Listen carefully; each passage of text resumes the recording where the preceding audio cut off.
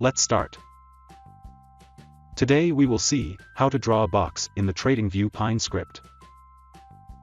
This is the indicator function with name, box. The overlay attribute is set to true, which means this indicator would overlay the bar chart.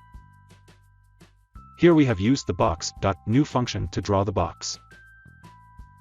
First, we have specified the left, right, top, and bottom coordinates of the box. So this box will be drawn from the low of the 10th previous bar to the high of the current bar. Then we have specified the border color, border width, and border style attributes of the box. Solid, dashed, and dotted border styles are available. Then we have specified the background color, text, and text size attributes. These are the available text sizes. Then we have specified the text color and the text wrap attributes. The text wrap attribute wraps the text according to the box size. And finally, in order to delete the previously drawn boxes and keep only the last drawn box on the chart, we have used the box.delete function.